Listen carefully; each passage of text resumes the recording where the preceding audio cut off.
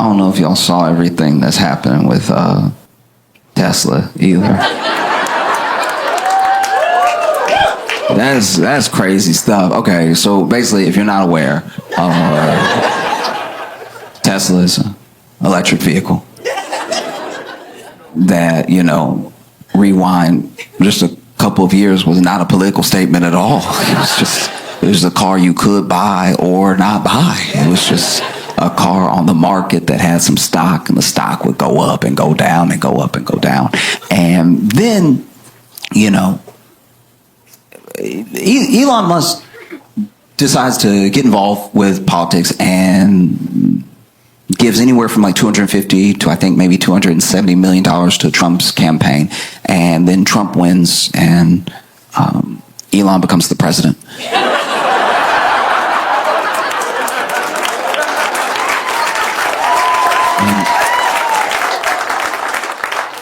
And so Elon becomes the president, and people don't really know how to feel because this particular thing hasn't happened before. There's always been like millionaires and billionaires donating to campaigns and stuff like that, but this is the most like infused a person has been in like what's going to happen, and it's very clear in what is self-serving when it comes to like Elon's actions and everything. And so then, inauguration day comes and there's all the fanfare of like this new administration is starting. And there are some people who own Teslas already, like they bought theirs in 2022. And they would tell people, hey, I bought mine in 2022. Like just so you know, I got mine in 2022. I didn't know, and I wasn't a part of, and I was trying to get electric vehicle to help the environment. I didn't know it would be. Just so you know about me. And then Elon's giving a speech, and then he says, my heart goes out to you. And then he does like a full-on Nazi salute, right? And it does it again for clarity. And there is a part of me that genuinely, when someone buys something, especially something expensive, and then something happens with that company, a part of me does feel for them, because there are people who bought their Tesla in 2022. They might have been sitting in their Tesla when they saw Elon do a Nazi salute.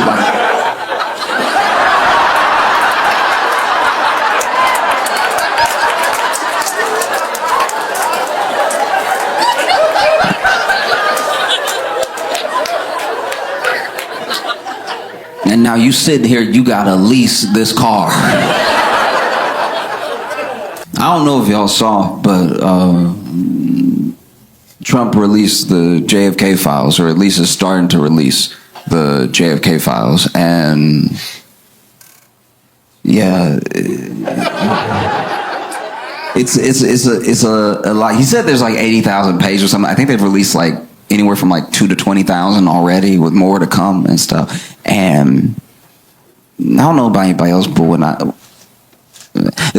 it comes to JFK and the conspiracies around his death, those were like some of the first moments that you saw, for at least a wide population of Americans, trust in government and its agencies break. A trust that they've never got back since, where like whole government agencies don't have the trust of the people, because up until then, maybe they classified things, maybe they told the public lies or whatever, but they were things that people felt like they could at least get on with life believing. JFK was the first thing for a lot of people that spawned the real like tinfoil hat stuff. What aren't they telling us, sort of thing. And so you would see something like this big release of the files, 20,000 with like 60,000 more to come. And it's kind of crazy that everyone sees that and they're like, nah, I'm good. 80,000 pages? I don't think JFK cares that much. That's 80,000 pages. Game of Thrones isn't 80,000 pages. 80,000 pages is insane.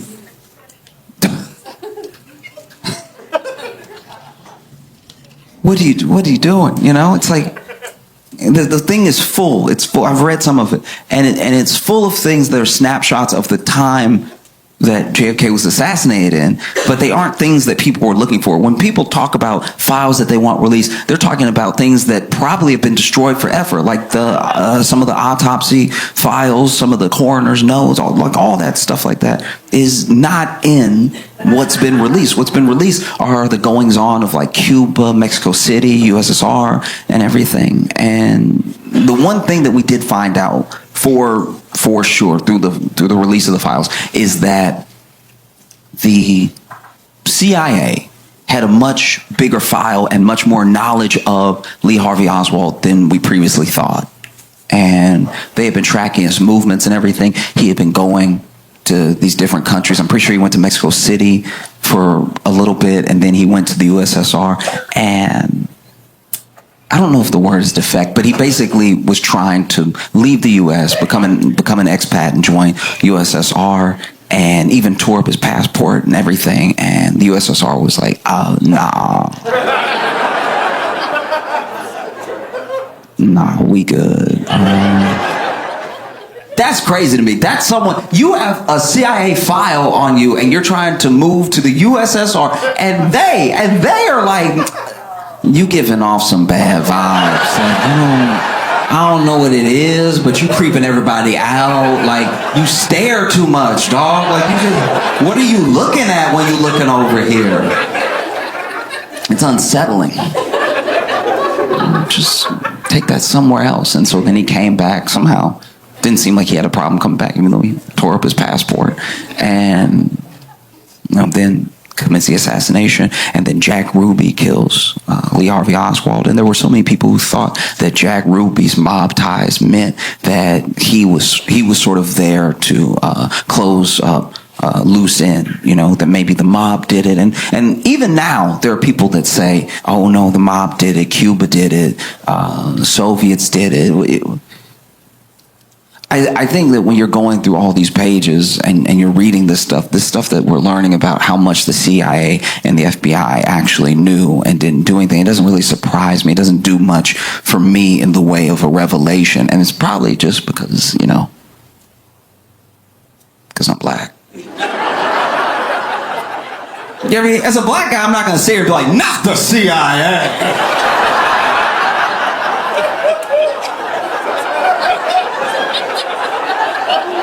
You mean to tell me the CIA? Next, you're going to be talking about the FBI. Guys, no, not at all. Because that's the thing. That's what trips me up too, is all these pages are getting released. There are things that were released during Trump's first administration that were redacted pretty heavily, and then they've been re-released, not redacted, right? Or just one line redacted. So much so that there are people that are actually mad at Trump because they're like, some of that stuff, some of those people are still alive. What are you doing? You know what I mean? And so then, you'll have like one little line that's redacted, and you'll have someone obsess over that specific line because it's not finding the truth for them. It's about keeping the conspiracy going, because you'll even see they uploaded it to the archives. You can check it out in the archives right now. They uploaded everything they've uploaded so far. In my opinion, they've done pretty badly. I think they just had a scanner and they were like, he said today, so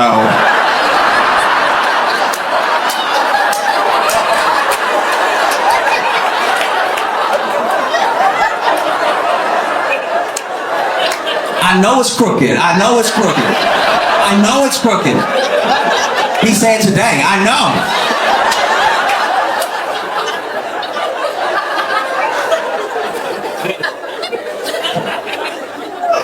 Honestly, I looked at some of the files, some of it, some of the handwriting in some of the notes, whether it's written by a CIA agent or like some politician, some of the notes in there are so bad. Like the handwriting is so bad. I'm like, he did it. Like that's suspicious as hell handwriting. No.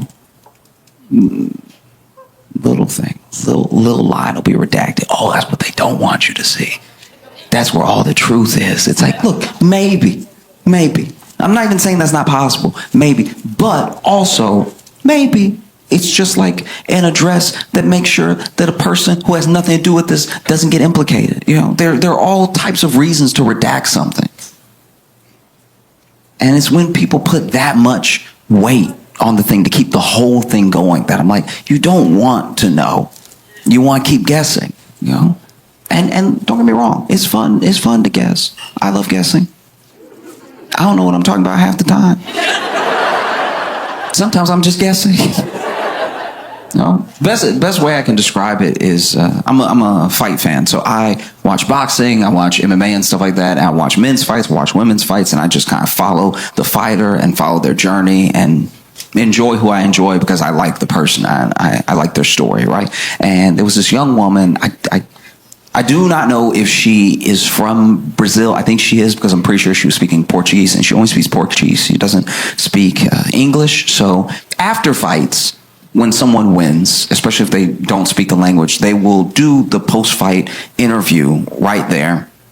And they might do another press conference later, but they'll do the post-fight interview. And if they do not speak the language, someone will come out, a translator for the promotion will come out.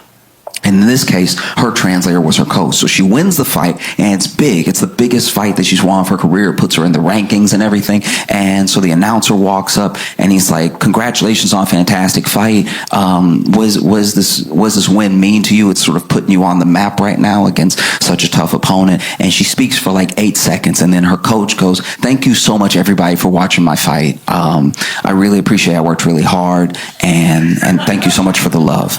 And then she speaks for another 8 seconds, and the coach is like, "Everything that I do, I'm doing for y'all at home, from my town, to show you that no matter what, where you're from, you can make it on the world stage."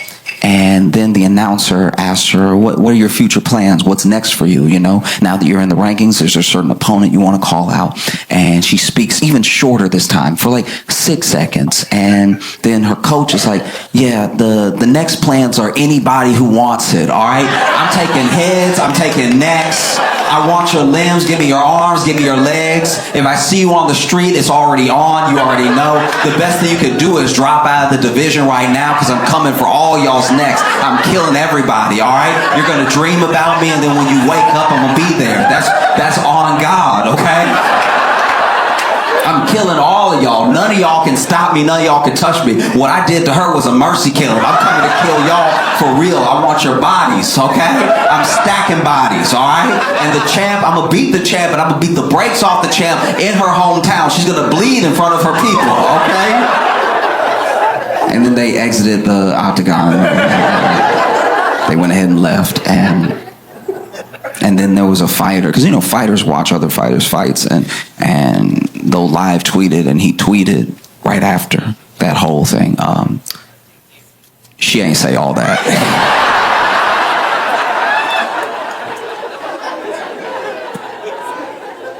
And I'm not gonna lie, that's what those redacted lines feel like to me sometimes, where I'm just like, yeah, look, maybe the whole truth is in the one sentence, but maybe it's in the 80,000 pages that nobody feels like reading.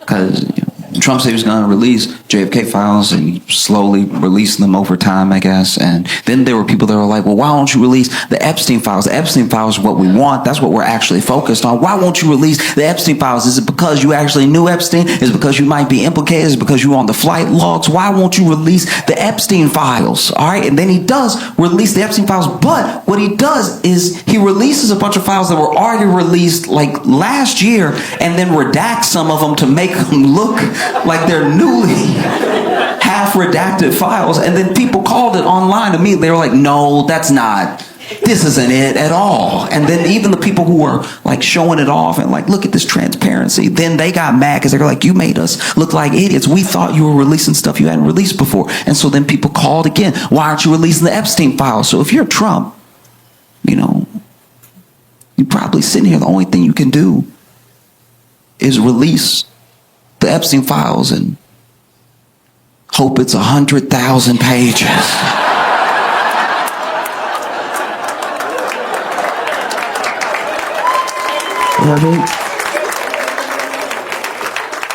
Who have known the only distance between people and getting to the truth was reading. You know what I mean? We want to know. We as a people have the right to know. It's 80,000 pages. I'm gonna wait till the movie come out.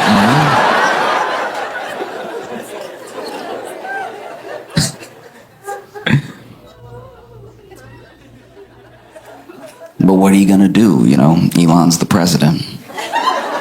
We know he's the president because, first of all, he telling everybody to report to him, sending whole government employees emails, tell me everything you did. It's like, isn't some of that classified?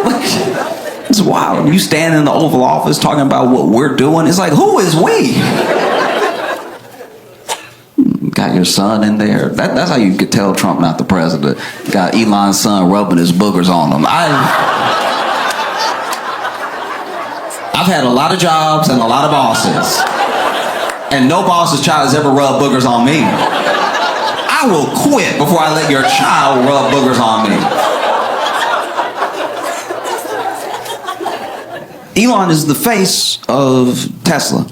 And he's also the face of DOGE, this department that's been cutting all these government jobs and gutting a lot of government programs and everything. And I've talked to a lot of people, a lot of people across the political spectrum about DOGE, about their actions, and from the time it started to present, right? So some people are like, oh yeah, it's a little bit much now that we're very much on its side. There are some people that still don't see a problem. There's some people that hated it from the very beginning.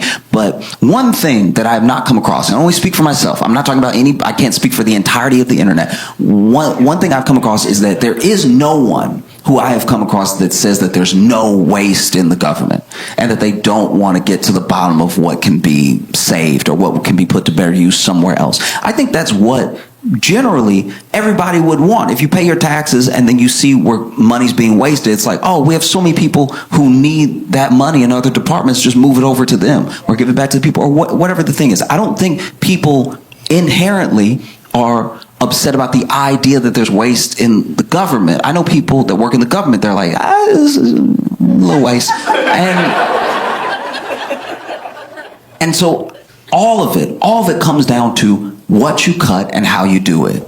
That's it, top to bottom. That's the only thing anybody could really have a problem with, what you cut and how you do it, right? And I'll be vulnerable for a second. I'll admit to you right now, I've worked jobs.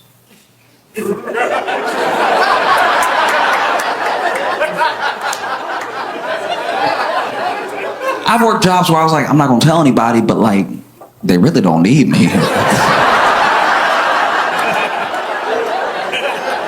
Like, as long as they paying, I'll keep showing up, but like...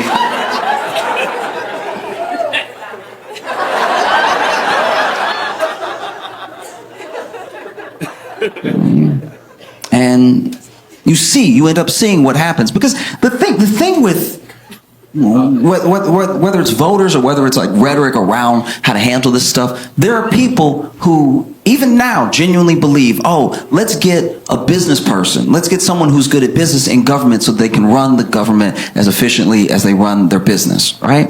And the problem there is that like, let's say Amazon, a good example is like, let's say Amazon makes a mistake, and they make a mistake that all of us, everyone here, can acknowledge and see as a mistake. And so as a mistake, their stock drops because they lose some of the faith from their shareholders. Now we see that drop in the stock, and maybe the mistake they make is they announce that all the cars from now on gonna have 3 wheels. Like, oh, we're gonna save so much money on tires. And we're like, no, you're gonna flip over, okay? And so then you see the stock start to dip because of that lack of confidence. And then for you as a potential investor, even a retail investor, that dip in the stock is an opportunity. You can buy in now. You can buy into that dip, and then when it goes back up, because they realize that 4 is probably best, that you can ride that wave on up. Fair enough. When you crash... When you crash out a business, when you make mistakes in business, when you run a poor business, you can always start another business. The people who we even look up to as these beacons of industry were all people at some point who had a failed business, right? But the government is not a business, because if you crash out the government, if you make the same mistakes with the government, you don't have a country. And you can't just be like, no, we're just going to start new America. You know, I used to have like a lemonade stand America, and that one didn't really work out, so I started like a tire shop America, and that still really wasn't it. So then I started this hedge fund America, and now we're cooking. It does not work that way. And you saw what happened. You saw Elon run the government because he's the president. You saw Elon run the government the way he ran his business. When Elon took over Twitter, right? He comes into Twitter and he immediately starts firing everybody because he's like, you're waste, you're redundant, I don't know what you do, I don't know what that is, you're fired, you're fired, you're fired. And then a couple days after he took over, remember that brief period where he was like, how do you turn it on?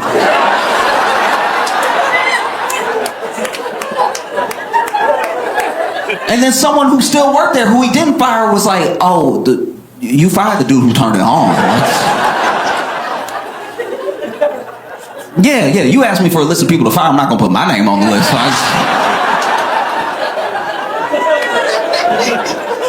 And so you see, you end up seeing Elon firing people and then trying to like hire them back real quick and trying to like smooth over the things that he broke that didn't need breaking, you know? And then DOGE ends up working the same way. It ends up swooping in and firing a bunch of people and then trying to hire some of them back real quick, and it's chaos. And Elon is the face of it. He's the face of it because we didn't know who else was working in DOGE. We didn't know who was essentially like hacking into Social Security, who was going around judges' orders, who was breaking things and going to places they weren't supposed to be because we hadn't figured out how this whole thing was going to work. We didn't know. And then we found out that it was children. We found out they leaked the photos of those people that were high up in DOGE that were getting into Social Security and the IRS and everything. And we were like, what?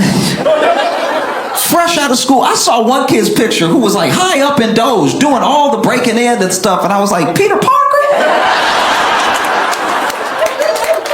I cannot believe that Spider-Man gonna cut off my grandma's Social Security. So I don't think anyone saying like there's no waste, but it's what you cut and how you cut it. You know, I think people would have appreciated like an actual audit. They said that they did one, but usually when you do an audit and you really account for the waste and you really account for what jobs you do and don't need, you don't have to hire anybody back, you know? The amount of people that they fired and then tried to immediately rehire shows that they're not actually being as careful as they should be with the process. Because I'll tell you right now, everyone that has ever fired me stood firm in their decision.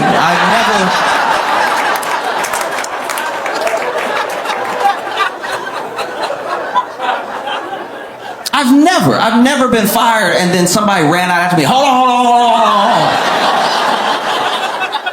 That's my bad. I was wild.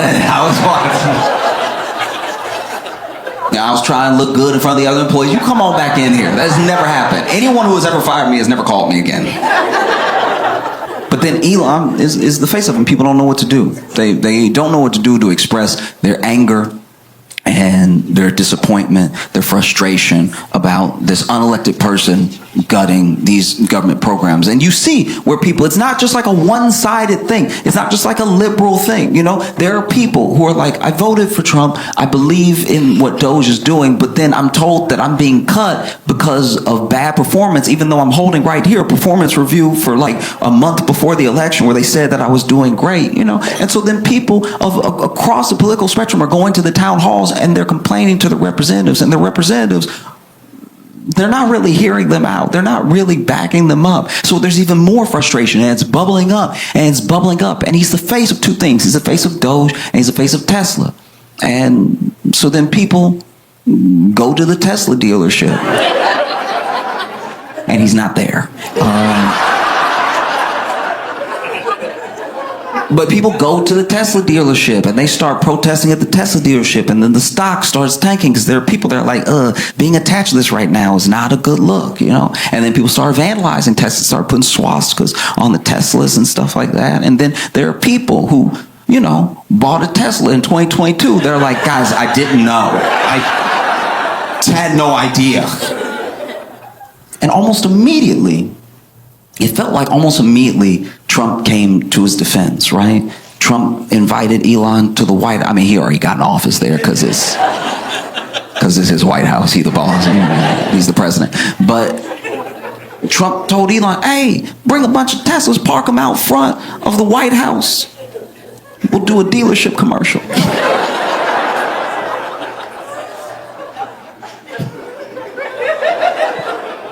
This man got in the Tesla. Trump got in the Tesla, was like, everything's computer. Which is not wrong.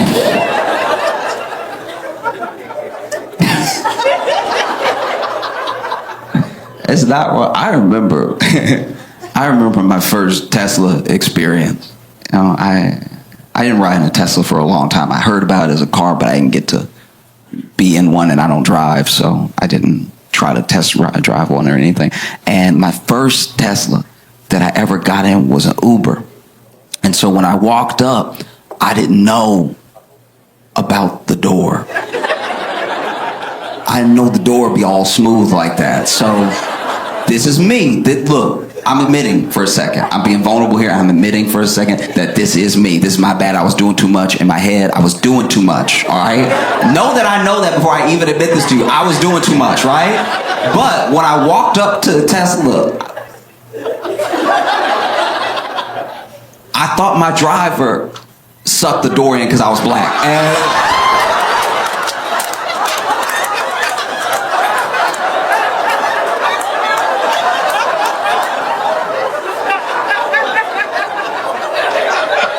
And I was standing there like, never in all my days have I seen this type of racism. I was fierce. It was all smooth and everything.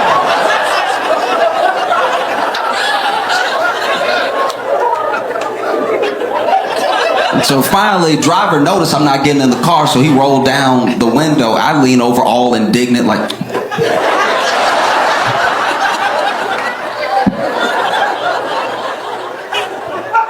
And then he started explaining how to open it. I was like, what do you mean you gotta push to pull? That doesn't even make sense. And then I get it with my thumb, and I was like, oh. Oh, okay.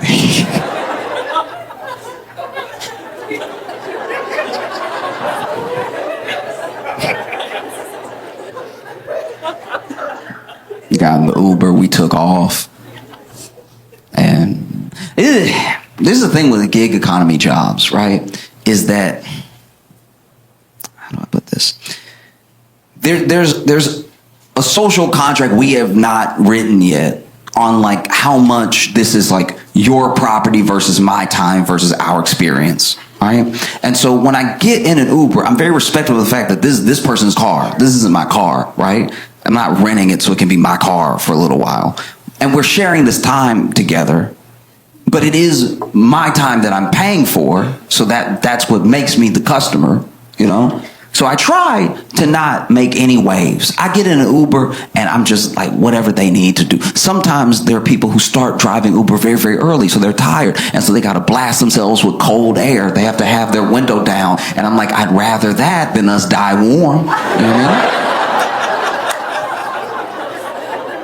So I don't say anything. I'm like, I'll just be uncomfortable on the way to the airport because that's what's keeping this man awake. And this is the person that showed up to drive me, right? So I almost never say anything. It's a very big deal for me to even try to say anything. And I go ahead and I do it, though. I'm like, hey, I'm so sorry.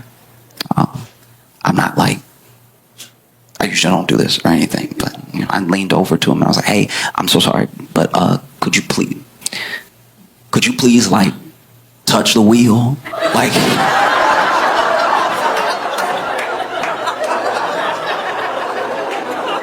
No, I know it's autopilot. I know it's autopilot. You put it in, everything. I just don't know what I'm paying for if we going. Like if we, like I'm not telling you how to drive. I'm telling you to drive. Like it would be nice if you did drive. Like, just put a finger up. Make me believe. Just put a finger. And so you see all of these attacks on Tesla increasing, and the stock price dips and dips and dips, and it goes up a little bit. Every once in a while it goes up because there's some people who don't care about any of this at all, and they see it as an opportunity to buy low, and so it'll go up a little bit, maybe like 3-4% here, and then it drops a little bit more, and it's down from its high by a lot.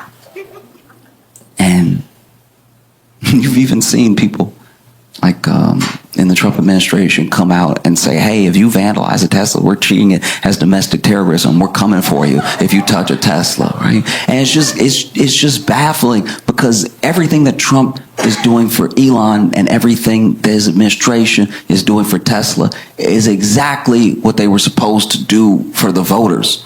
You know what I mean?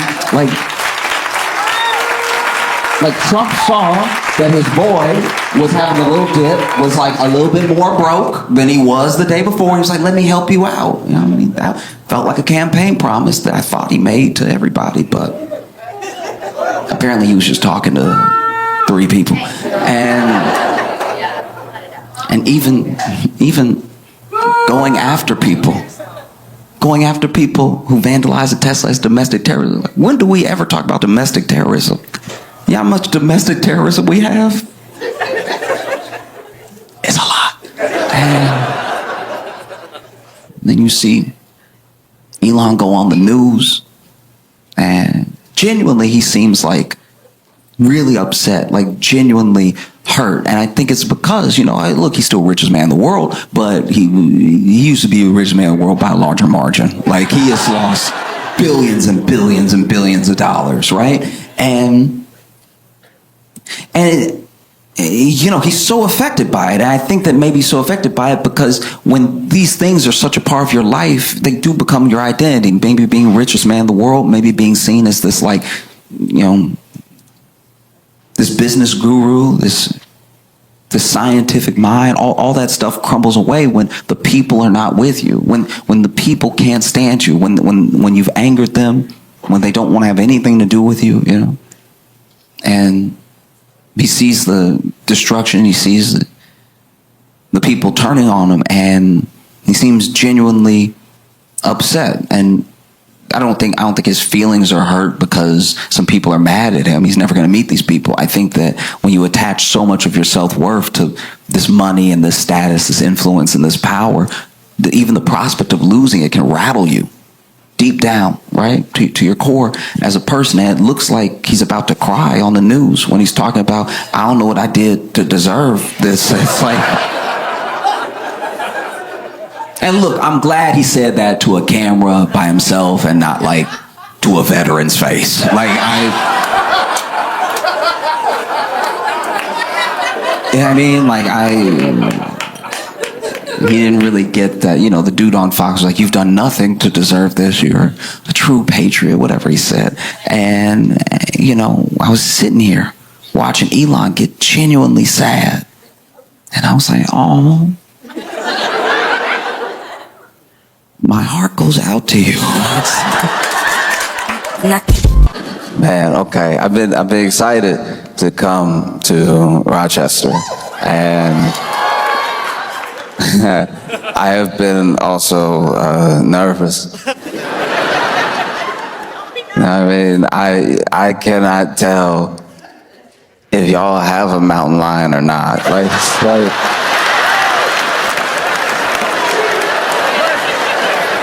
listen, I can only go off of what I've been watching. And what I've been watching, I'll just walk you through it. What I saw was a news report. This news report was of someone's Ring camera. I like that the whole community is involved in the surveillance. I like that this wasn't CCTV footage. This was, you know, a person's Ring camera. And in the Ring camera, there is what might be probably is, definitely looked like a mountain lion going for a late night stroll. Fantastic. The mountain lions have heard that Rochester is a place worth parking, and so the mountain lions have shown up, and one particular mountain lion was letting himself be seen. That ended up on the news where I saw it, and I was like, that does look like a mountain lion. But then the internet being the internet, there were plenty of people that were like, oh, mountain lion, that's a cougar.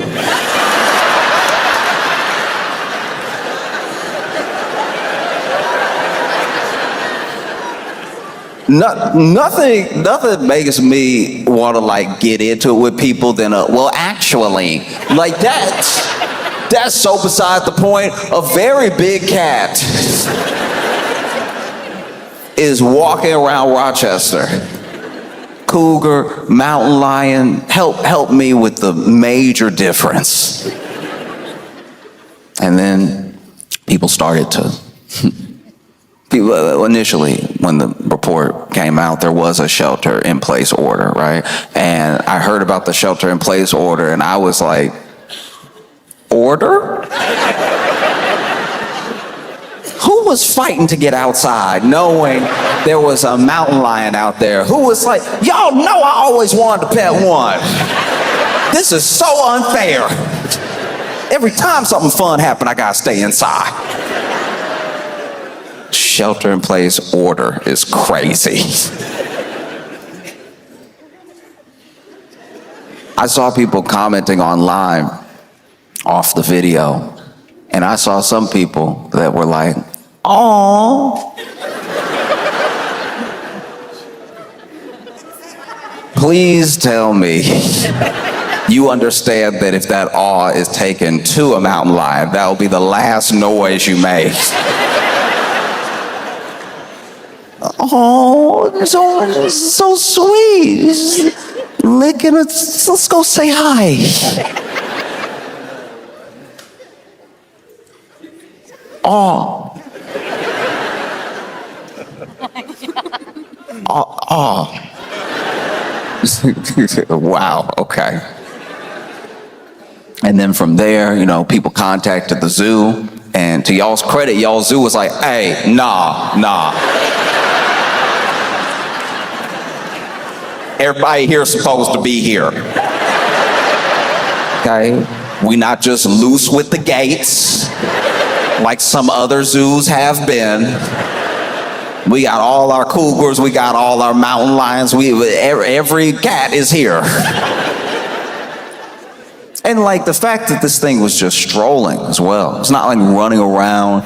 Everyone that says they've seen it, it's like quickly become this like urban legend / mascot of Rochester, because then the people that have seen it, and look, I'm not saying that if you've seen it, you were supposed to tackle it and take a selfie with it. I believe the people that say they saw it.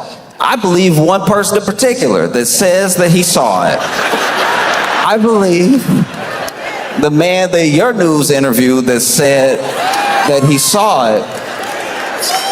This man should just be an anchor. The man is all the news, and they turn and he went rawr.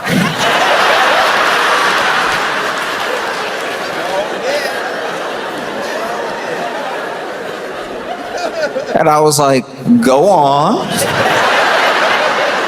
So far, this is very believable. He's like, it went raw, and I was like, ooh, I'm good. No, none of that. No. I like how that's how you get away from wild animals. It's like, because admittedly, look, I'll tell you, as a black person, that's exactly what's happening. If you see a wild animal out in the not wild, you start conversing with it like somebody you owe a lot of money. Hey, look, no, hey, listen, no, look, no, please, no, no, bruh, no, thank you, no, please. Look, nah, later maybe, but no, not today. Oh, Lord help me, oh.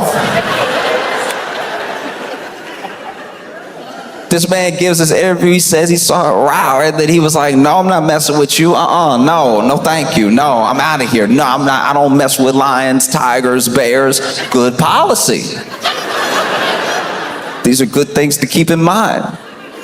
I don't mess with any of them. And then my favorite thing about the interview wasn't that he was like, it could be anywhere. It could be in those bushes, as this man looked up.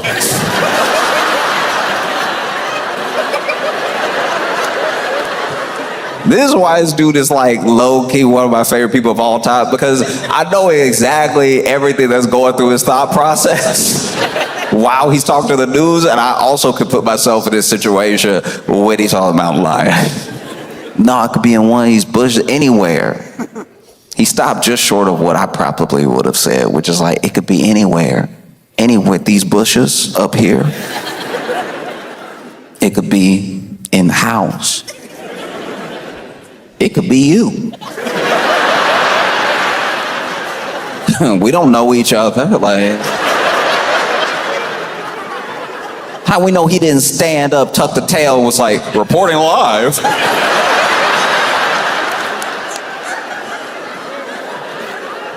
Matter of fact, roll up your sleeves. Let me see how furry you are. No, my favorite thing about this interview was that this man gave the interview in broad daylight, explaining what he saw while holding a bat.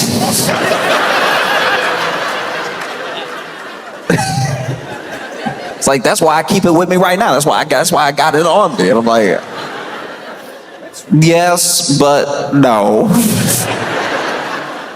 No, that's why sometimes I don't like the movies that Hollywood makes, that, you know, they put scenes out there that wouldn't go the way that we've imagined. You know, you put Idris Elba in one movie with a lion, and now people think they could fend off a mountain lion with like not a thick bat. Like that bat looked like Pee-wee grade. That was not a slugger, you know. He was like, no, but come near me if it comes anything. No. And then y'all did not help the situation. Because then you started posting AI of y'all with the mountain lion. This woman said she heard a row and she looked and he was in the bakery. And I'm like, I'm believing it I'm believing it until I see the picture. I'm over here being like, man, this woman chill. This woman a straight gangster. She's not just a baker. It was in her store. And they showed the picture. I was like, y'all gotta stop playing. This is supposed to be the news. I was sitting there getting mad. I was like, all right, some of these clearly look fake, but a couple of them don't. Look, you can either post an AI image or you can interview the person. Don't do both. That's disrespectful to my man who's probably still carrying a bat right now. You're all over here scared him, making him think the mountain lion everywhere.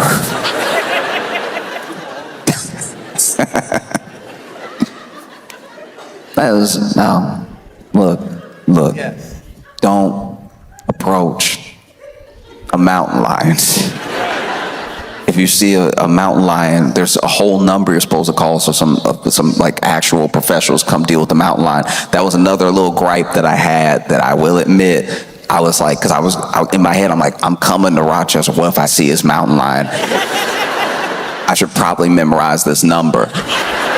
And instead of being in any way catchy, in any way memorable. This number isn't 1-800-SIGHTING. That would be too many numbers, I understand. But like this number is just 1-375-2280. Like it was just such a regular number. I was like, no one will remember that. You couldn't even make a number. You couldn't even make it like 1-800-GET-CATS. Not even try. Now I'm over here, I see the mountain lion, I don't have a bat on me, anything. I'm doing the regular thing, the thing that we know to do. No, I'm not messing with you. I'm not playing with you. Get away from me. Oh no, oh geez, right? And now I'm trying to call the number and I'm like, 1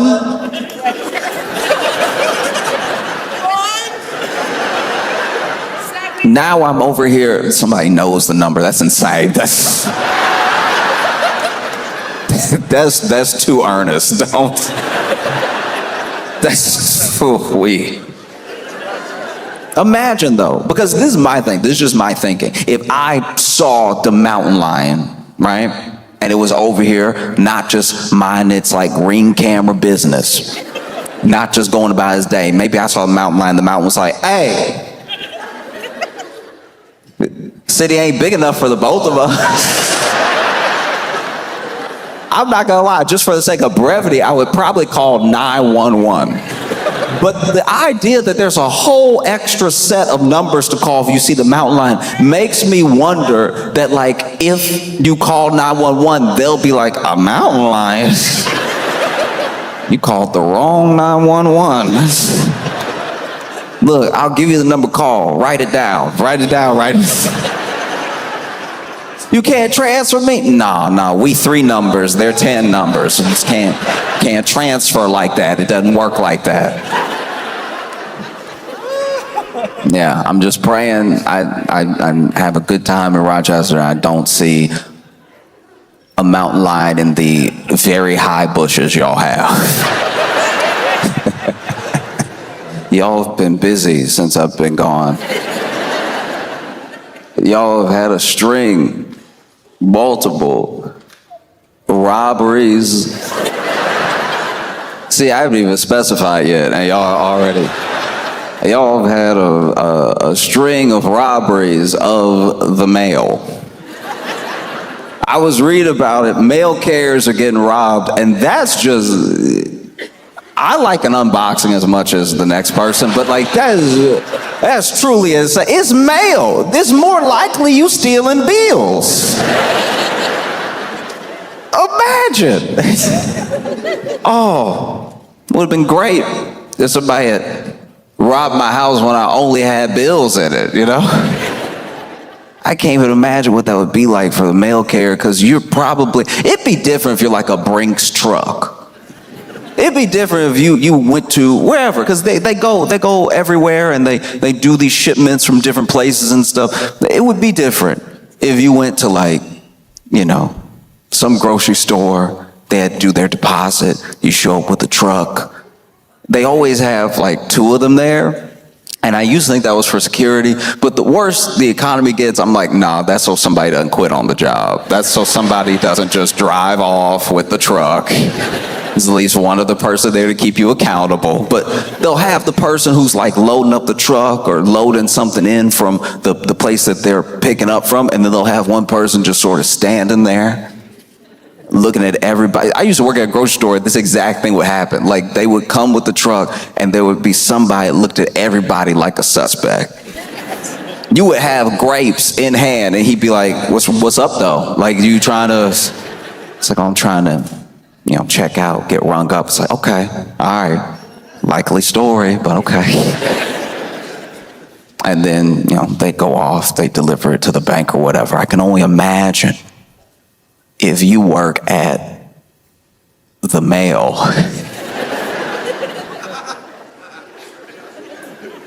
and somebody roll up on you, maybe they have a gun, maybe they don't, and they're like, hey, come up out of everything. I don't even think you'd be trying to be brave. I think out of genuine confusion, you'd be like, the mail? Yeah, everything you got. It's like, I can tell you right now, because of the route that I'm on, none of these about to be checks. You know what I mean? Because it's not even like they're robbing the mail carrier of like the best neighborhood. You just robbing the mail in hopes. It would be different if this was like the 1800s. It would, because back in the day when they robbed trains, those trains did bring like mail with them. And a lot of that mail was like, you know, from bank to bank, or somebody sending something to someone that was precious. You know, you had these great train robberies and everything. Now,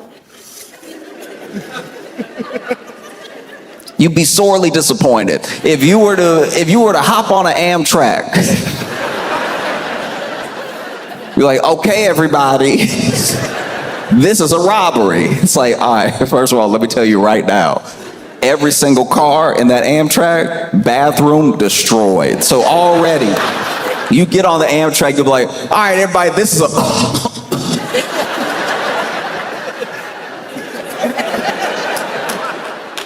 Oh, one of y'all sick? What? Because people used to carry their belongings on them, and now it's just one belonging. Like now it is, the phone's more important than the wallet. For some people, the phone is the wallet. That's why when some people forget their phone, I'm like, y'all didn't take life seriously at all today. Do you know what I mean? Like it's one thing if I forget my ID. Or if I forget one of my like cards, or if I forget my keys or my AirPods. Like you do the little check before you go, make a song out of it, right? It's very different if you decided, hey, I'm gonna put everything in the phone, that way it's all in one place. Some people even put the card in the little pouch behind their phone. I remember the first time I saw that, I was like, this is a horrible idea. Just attaching the wallet to the phone. And they're like, no, now everything's in one place. I'm like, yeah, you made it easy for the mugger. That's all you did. You still gonna be forgetful. I don't know why we think that like changing that thing will like change us. Do you know what I mean? My friend is very forgetful.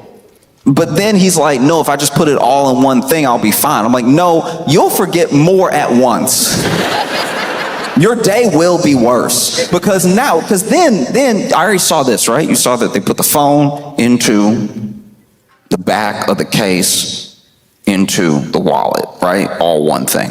Then they were like, why even use a case? Let's just mush the credit cards into the phone, let everybody pay with their phone. So now, a lot of my friends don't even carry credit cards. It's just the phone. So now when you forget your phone, I'm like, who are you? The phone was your ID, it was your credit card, it was your phone. This is what's crazy about losing a phone now, not just on top of not just on top of like how much we keep in it, but my friend locked himself out of his house because he had put his keys in his phone. Because you know they have that thing now where certain scan, you can scan and then just boom, click, and then the door opens. He did that because he was like, why keys?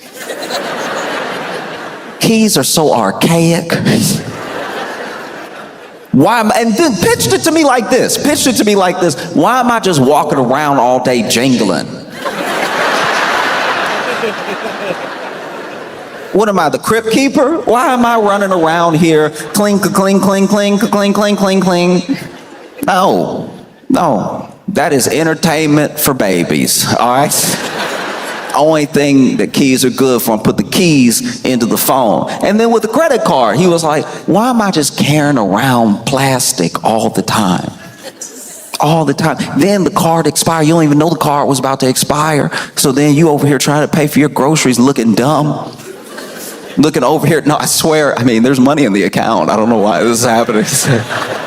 You got the Brinks guy staring at you like, all right, you said it was all about grapes, but it looked like it's not all about grapes. So what's really hood? Now I put the card in my phone. I put the keys in my phone. I got everything all the time. I'm like, all right, but what happens when you don't have the phone? Because you're telling me all this as like the reason to put everything inside of one thing. But now you're locked out. You're locked out of your apartment and you're sitting in my apartment. Somebody who uses a key to get in. I don't know. I feel bad for you. You gotta use this archaic technology. You gotta turn it with your wrist like you're from 2000 BC. And then that's the other thing that was crazy. It's like all these things that were for ease, he ended up being so much worse off because I told him, I was like, you didn't even have your phone on you to call me. You had to find me. Do you realize how much crazier that is? If you had kept it all separate, if you had diversified your belongings, and then realized, ooh, I forgot my phone. Let me use my key to walk back into my apartment and maybe send an email to a friend or let someone know I'm gonna be late, right? Or if I, forgot my key, I now have a card and a phone to either call someone else who has the key or just go to, where we keep our spare key. You can go where you keep your spare key. Because you keep a spare key, right? You keep one physical copy, right? You keep one physical key, and then you keep your phone key, because one of those keys isn't dumb. And he was like, why would I have a backup regular key? Just so somebody can find that key, break into my place, and steal all my belongings. I'm like, it sounds like you have one belonging. It sounds like... I'm waiting for when they do that. I'm waiting for when Apple is like, no, put the couch in the phone. Just trying to get you to sit on your phone to be comfortable. And then when your phone cracks, it's like, oops, maybe that was a bad idea, but you will need a new phone. We're doing all this stuff and it's just doing too much. Doing too much and doing too much. And then you get to the place where you don't even know why you're doing what you're doing. You get to the place where you're robbing the mail.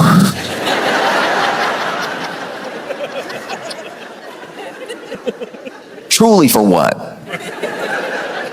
At best, it might be like a blender. If you are robbing the mail and it is not an Amazon package, you're already losing. Because when I tell you right now, this mail that you're stealing, this like paper that you're stealing, is paper that the people it's going to don't want. Forget bills. This is like begging people to open up a new credit card. It's begging people to subscribe to a magazine they subscribed to one time. It's just asking for money. And then you do that, and then you open all that mail in your place, which is also against the law. You doubling up on felonies. What's the plan here? Because now you've opened the check. Let's say you got a check. Let's say somebody still works in 1990. And let's say that you got the check. What is the plan now? To go to the bank and be like, hey, I'm 8 people.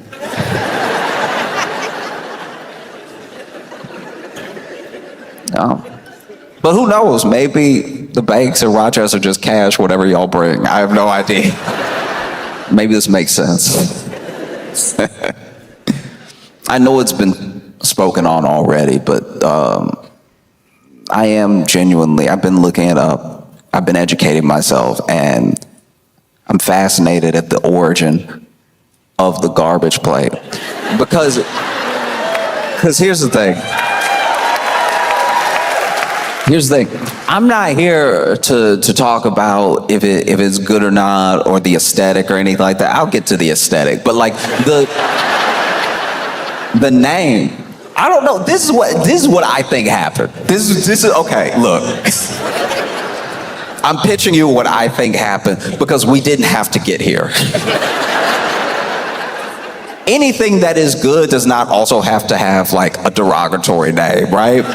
But I think that like something happened. Something happened where, like, I live in New York City. I live in Brooklyn, and New York City is very dirty. There's a lot of garbage out. No alleys, just street. I remember the first time when I moved to New York, because I moved to New York with very little frame of reference of what New York would be like. And so I moved to New York and I saw the trash on the street and I was like, oh, okay, I didn't know we were in a state of emergency. I had no idea. I picked the wrong time to move because the garbage, and piled up too, almost organized in its chaos, piled up about waist high at the sidewalk, you know? And then I realized that's what you do there. You put the garbage on the street. Like for a day, well, not a day, for like 3 days out of the week, we are the garbage.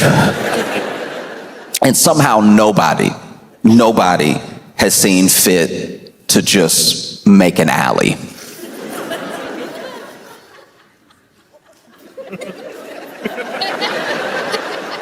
Isn't this one of the oldest cities in America? At any point in time, somebody could have been like, look, we're gonna have to like eminent domain this one brownstone so that everybody doesn't have to live like the apocalypse happened 5 months ago.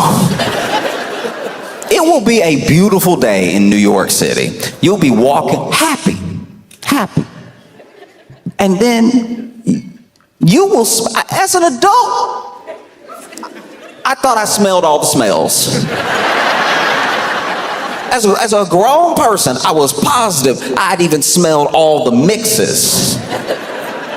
And sometimes you'll be walking in New York City, and it will be a beautiful day. It'll be a picturesque day. It'll be one of those days that they direct movies with the scene that you're seeing. It's almost like God's cinematography. When you look around New York City, the sun is coming up. There's that golden hour. Everything's shining off the buildings just perfect. Maybe you walking and you walk with somebody you love, you holding hands and everything. And then you even go to say, I love you, right? You go to express, because you get swept up in this moment, this beautiful, beautiful moment that somehow you can only experience in New York City. Plenty of places are beautiful, but this moment can only happen in New York City. And you go to say, I love you, but that means you open your mouth.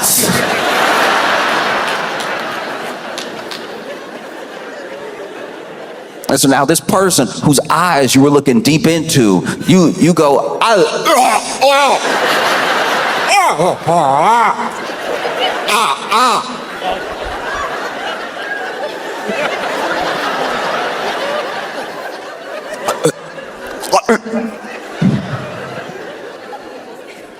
you can't even describe it. You can't even describe. The only thing that even comes close to it is if you like ran onto like an Amtrak train with the bathroom door open. You've never felt or smelled anything like that. You felt like you were walking through a cloud when it happened. And now you're doubled over. That moment has happened in New York City for as long as New York City has been around. Since its founding. Since they were like, no, just mush them together. Nah, everybody want to live here, mush them together. No, and on top too, let's build up. No, it means more trash, but it means more people to, pay more taxes for us to still not have figured this out. Look, it's a phenomenal idea. There's no way, no, you can't cut through these buildings. You can't tear something down. No, that'd be crazy.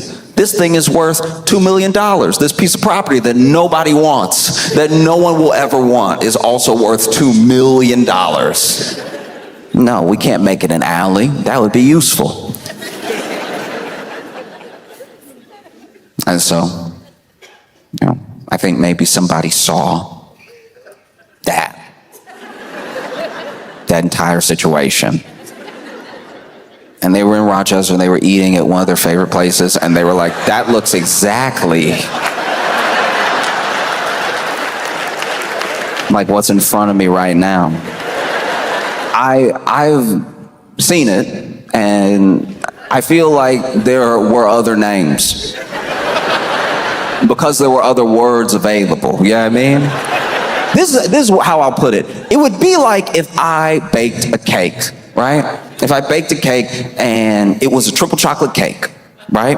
So, and not just triple chocolate in the way there's like chocolate layer, chocolate layer, chocolate layer. Let's say I really took my time. I really did something like decadent. I really made like one layer almost like chocolate chip cookies, a little bit more brownie than it is like cake. And then the layer above that, I went a little bit like dark chocolate with it, right? And it had a little bit of filling in the sides of it that was also like something you don't usually get in a chocolate cake. And then the top of the chocolate cake is very light. very like, not the like fondant type stuff, like very light icing and a very like moist top, melts in your mouth, right? And then you had this chocolate cake, and it was actually, let's just say for the sake of argument, the best chocolate cake you've ever had in your life. Incredible. You are moved by how good this chocolate cake is, because you never had chocolate cake like it. This might make you act different, move different throughout your life. You never had chocolate cake like this before. Never has somebody put chocolate cake on a dish and then you put fork to cake and then fork to mouth and cake to mouth and then felt this good about your life and yourself, right? It's never happened before. And so then you ask because now there's a different person. You're a different person when you had the cake, before you had the cake, and after you had the cake, right? You're about to move through the world with more love, knowing that there's cakes like this to be had. You're about to spread the good word of this cake, because more people should have this cake, more people should feel this happiness, right? And you take a break from chewing, from everything, to ask me, what kind of cake is this? And instead of saying triple chocolate cake, instead of listing the ingredients, you ask me what type of cake it is, and I say, Dookie.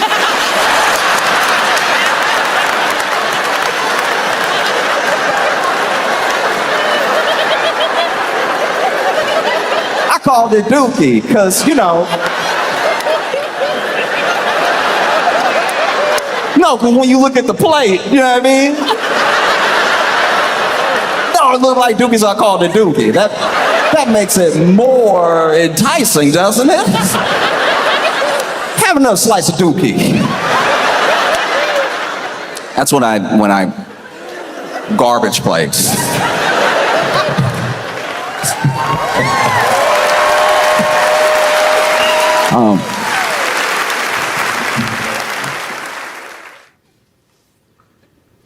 They may have found signs of ancient life on Mars. And I don't know how that helps us.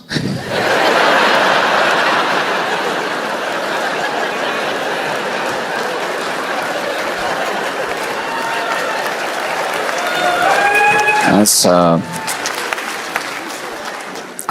y'all did it. You know what I mean? Ancient life on Mars. Not current life. To my understanding, they have found signs that somebody used to be there. Okay. All right. Imagine somebody coming to you and being like, this place used to be cool.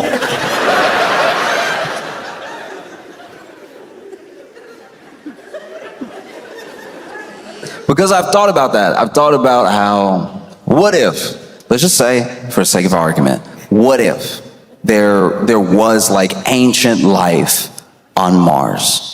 And like ancient beings, we're not talking about like little microbes or anything like that, like intelligent beings. Like obviously we would call them aliens and everything because they're over there, we're over here. But like they lived on Mars. And then even though they're intelligent beings, they didn't always act in a way that was intelligent. You know what I mean? They didn't take care of themselves, each other, or their planet. And maybe they built out systems that didn't actually benefit all of them, just a few.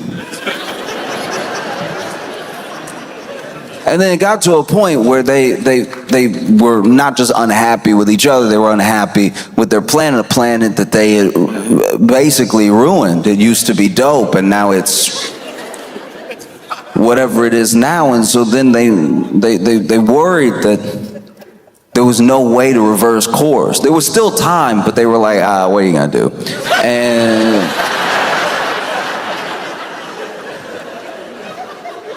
And so then they, over time, remember, this is ancient. Remember how long the universe has been around. They looked around and they were, in some ways, very intelligent. Maybe intelligent enough to find another place to live. And maybe they find a place, and maybe it's called Earth.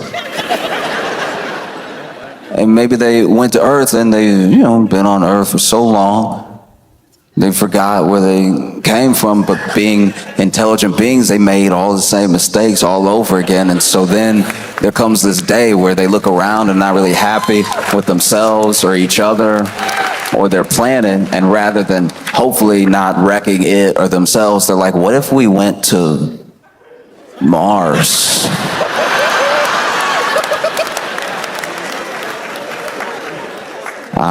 Maybe there's something there.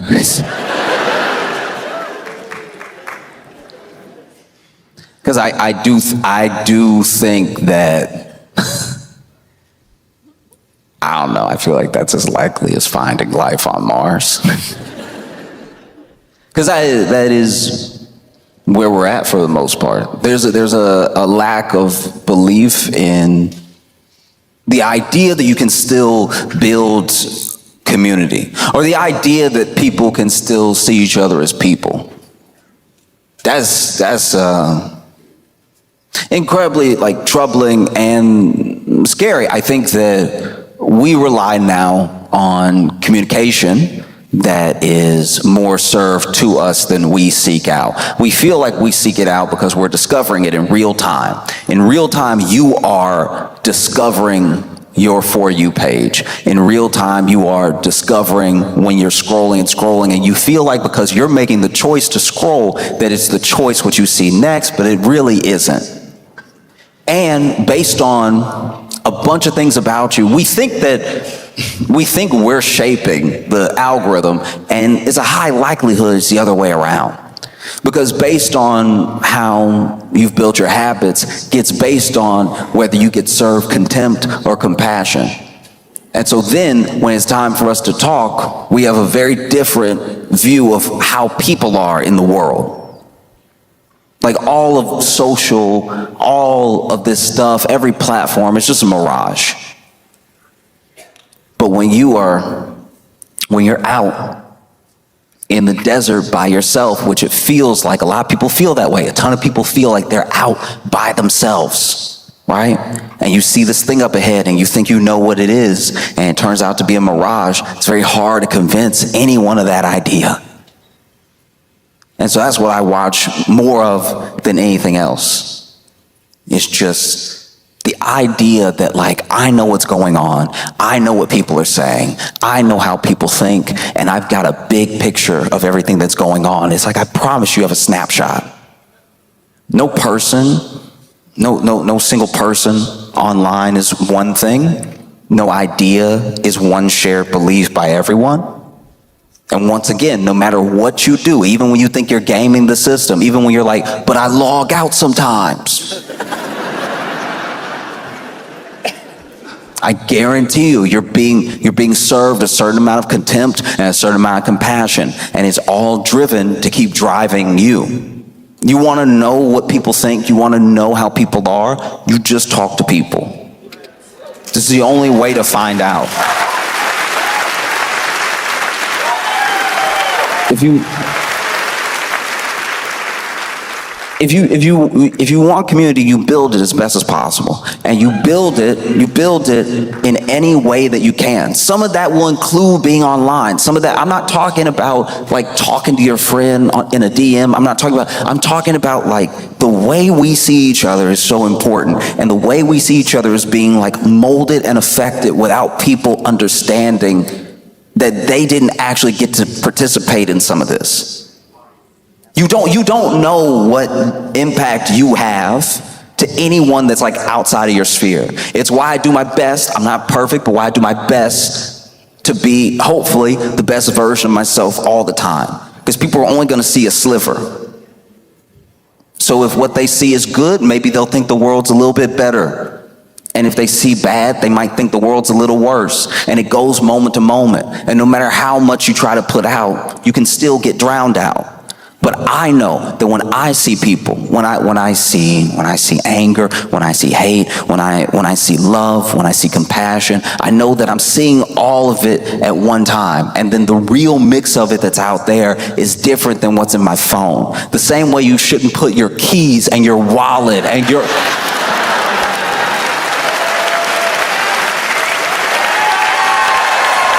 Do you know what I mean? The same way that if you put everything in the phone and then you lose sight of what you're up to, you're lost. It's the same way that you cannot just trust that what you're seeing and what people are saying, and these people as well, these people, whoever these people are. Because that's the other thing about opinions online. It's the other thing about people online. We didn't vote for like a king or queen of online. Somehow any person saying anything is representative of everybody at any given point. That's not possible. I wish it was what was happening when it was like a smart person. But like, who knows? Like, smart people usually don't keep you online because they're like, hey, you should live your life. It's very bad for business. When people live their lives and when they meet people and when they talk to people and they have real conversations with people, when they really sit down with people and they get to know people, that's scary. It's scary for everybody who benefits from what you're like when you're just on your phone. You need to be very, very careful of how we look at other people, how we judge other people, because I'm telling you right now, this thing will run away from you. You will leave the house thinking the entire world is the devil without ever having checked with any other person. Do you know what I mean? I've gone outside and I've talked to people, and there are people, I'll tell you right now, there are people that scare me. There are people that scare me. There are people that walk around on trash day in New York and yawn. That's insane.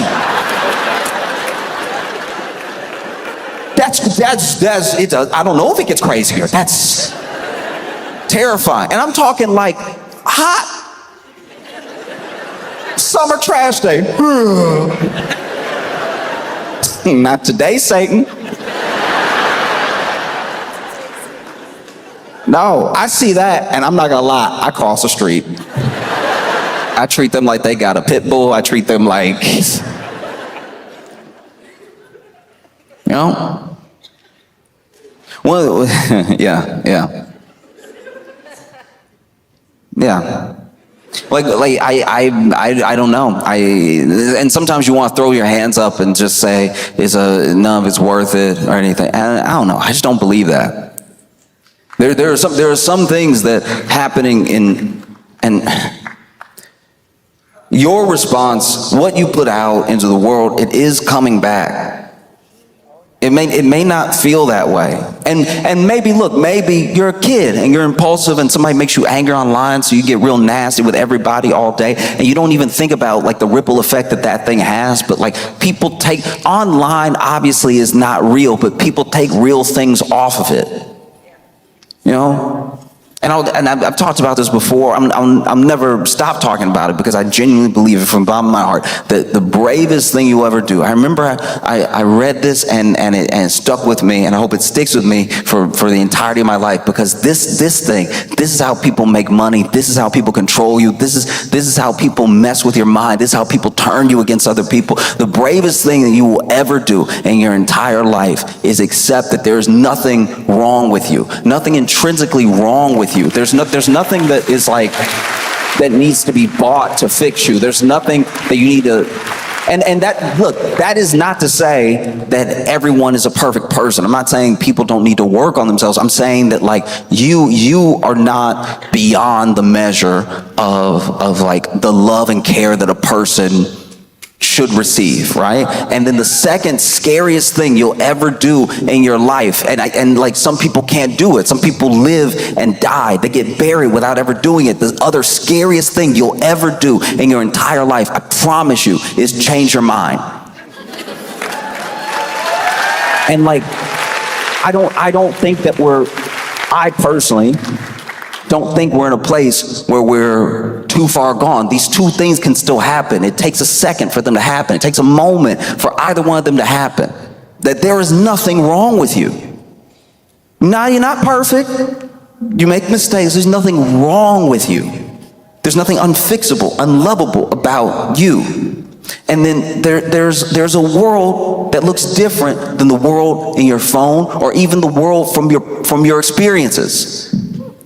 But I promise you, changing your mind will not kill you. But this isn't the world. It's not even your world. It's just what you're being served to keep you on the platform. But I think somewhere along the line, we start to feel like it's a window instead of a TV. Do you know what I mean? It's not a window. There's no way to know what everybody thinks, and there is no like side to reality. So when you're watching something, and when you're watching people react to something, you're seeing a piece of it, but you have to remember what you're being served. Like that's what's happening. Different amounts, compassion, contempt, depends on how you look, depends on where you go. It's worth seeing the full picture for yourself.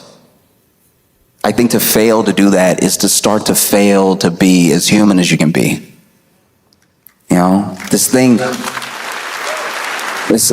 that we have is this incredible tool, but like tools are also weapons. A tool can protect you, and you can use it to hurt other people. Like if you thought a mountain lion was like walking around all the time and you just had a bat with you just in case, it's like not.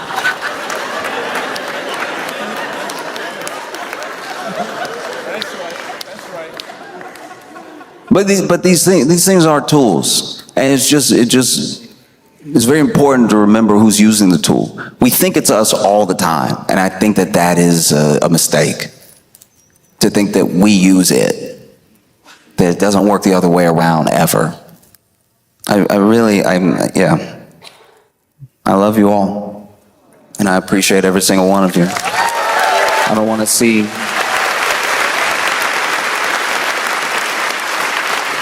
I don't want to see people destroy themselves because they thought that they had a mirror, they thought that they had a window, and they just had a TV. You know? So I appreciate every single one of y'all. I can't even describe it. I was so excited to come here and spend time with you, and that is definitely in spite of the mountain lion. So, Rochester, y'all been amazing. Thank you so much. I appreciate y'all so much.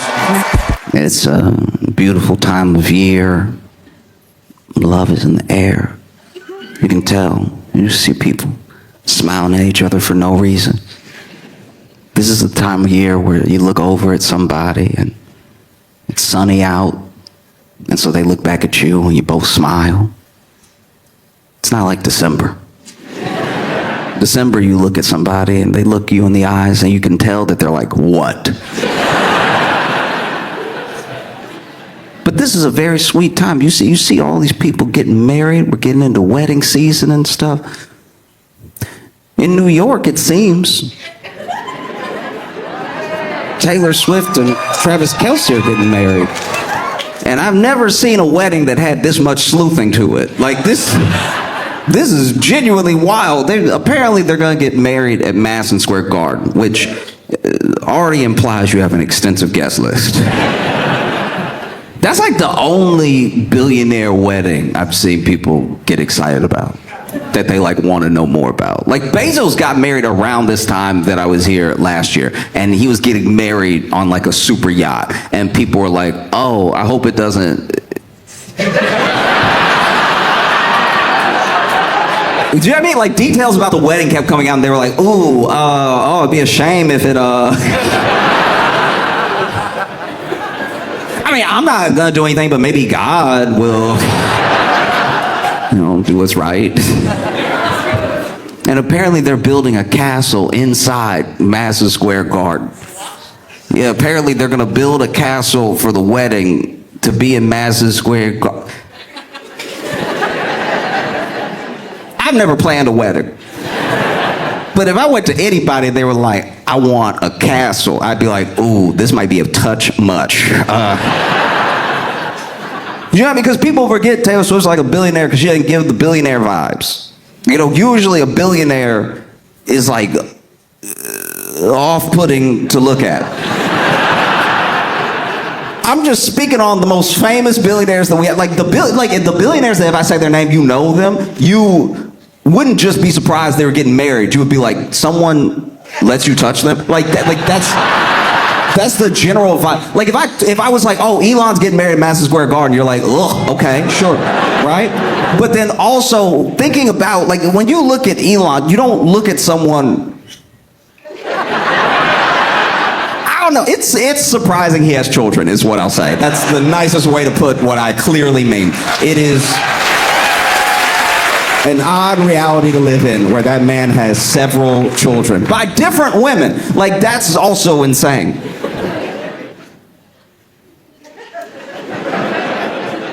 But yeah, there's a level of fame that I imagine must be somewhat difficult. And I know people go like, oh, boo-hoo, they're famous and they're rich. And it's like, sure, but I think that there can be times where you would like to just have a regular moment, and that becomes impossible because you reach a level of fame where you're known all over the world.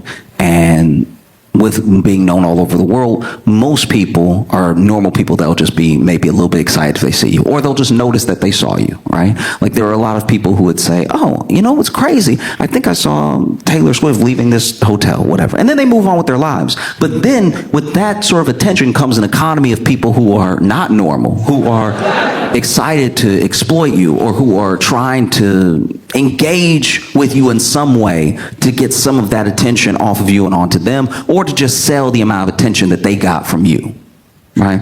I don't really have these problems, and I'm not saying that I want them at all, you know? Like, I did Jimmy Kimmel's show a while back, and I was there the same night as J-Lo.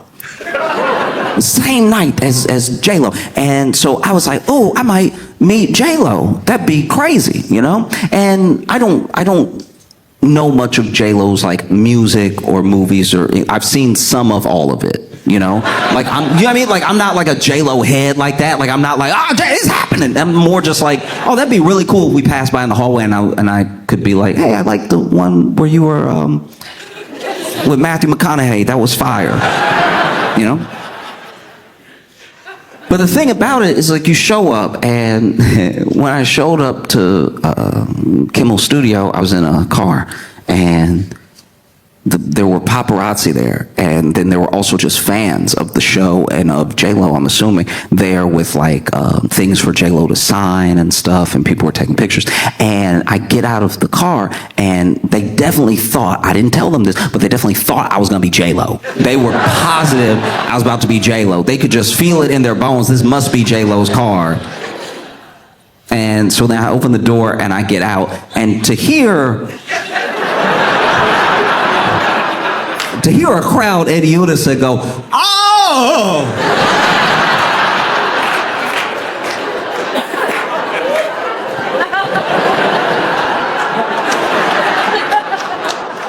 It definitely lets you know how famous you actually are.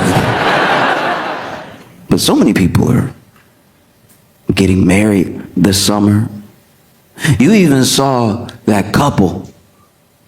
You saw that couple climb the Empire State Building. What is it with New York right now? What is in the water?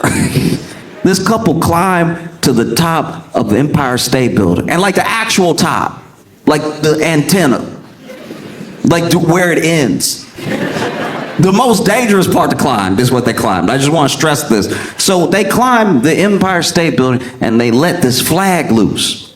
And the flag said, when the power of love beats the love of power, the world will know peace. And there were like 5, yeah, sure, yeah. There were like 5 minutes there where people were wondering what this was about, because this is not something that happens every day. You may have a flag on you, you may have a message that you want to get out, but climbing the Empire State Building doesn't occur to most people. Activists or not. Even if you suggested it, they'd be like, maybe like a YouTube banner or something. And so then no one really knew what it was about. Some people thought maybe it was some sort of like protest of the administration. Some people thought it was specifically some sort of ICE protest or something. And then they climb back down, not all the way down, just down to the almost top of the top. They climbed to right below the antenna, and then one of the climbers proposed to the other climber. And, you know, she clearly said yes, jumping around, hugging and everything. And I wasn't in New York when it happened, but I can gather from social that everyone saw that and went, ugh.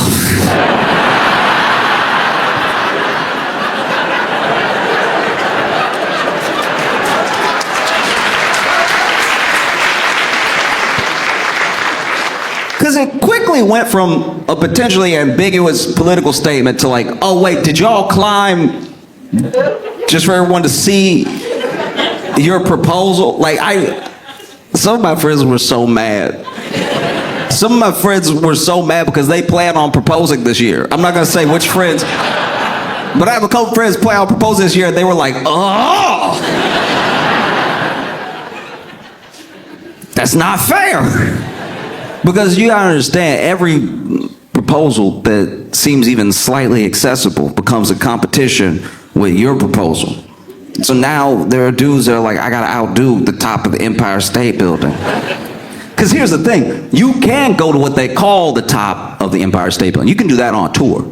You just go up in an elevator and they'll give you a tour and they'll be like, hey, here's the history of the building. Isn't this so fascinating? And then you can get to the top. It's not the top, but it's like the observation deck, right? And there have been people who have proposed at the observation deck. And so I can only imagine if there was somebody who got up that morning and was like visiting New York City, you know? Like, it's a beautiful summer and everything. Sunny outside. I planned something for us, babe. And then she's all excited. She's like, you planned?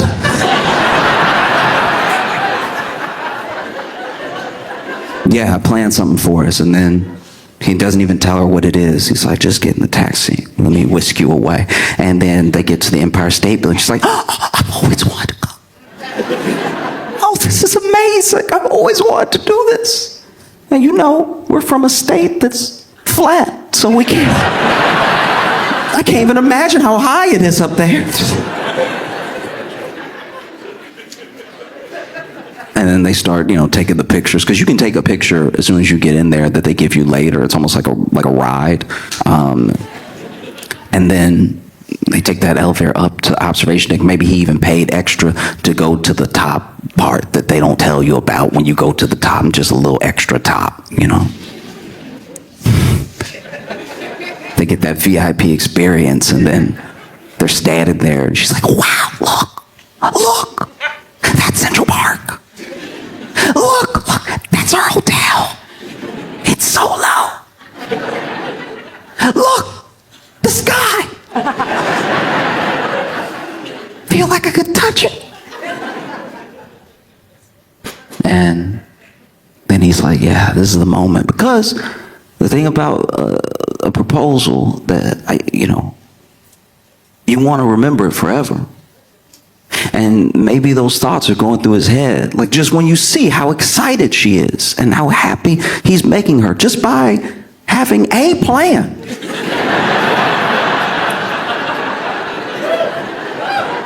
Just like a single. How happy she is. He's like, yeah, this is it. She's the one. She's absolutely the one for me. I can't believe I got so lucky. And then, he reaches in his pocket. And then he hears a scream. He hears a scream because someone has noticed a couple climbing the antenna.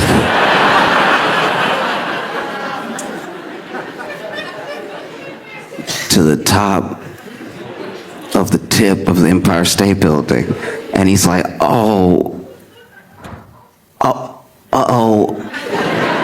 is that a terrorist? Because they were wearing black. They had their faces masked up. That's some terrorism. Okay. Well, in case something happens, maybe I should do it now anyway. And then he sees them unfurl that banner, and it says,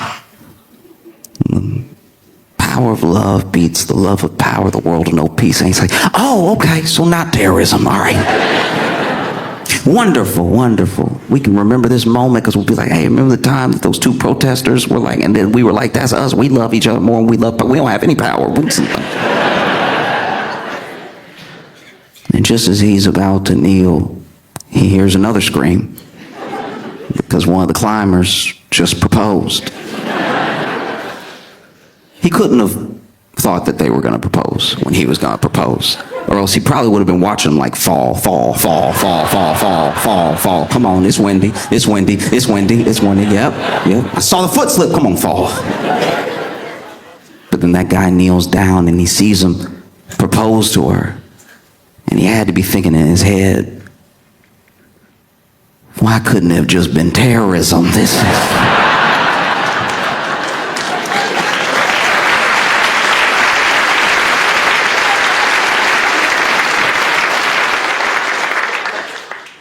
Yeah, my buddy went to went to propose. He's a little older, and so when he went to get down on that one knee, the hip and the knee clicked at the same time. We were over here.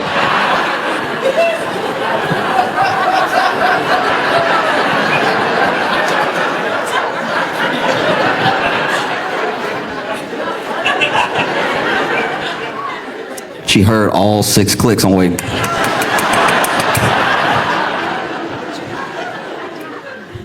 Then my man proposed, and she said yes, and knelt down and kissed him, and then was jumping for joy.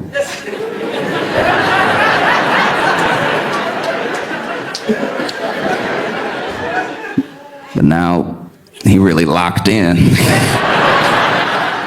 The whole rest of the night he was over here sitting on the bar stool like this, like.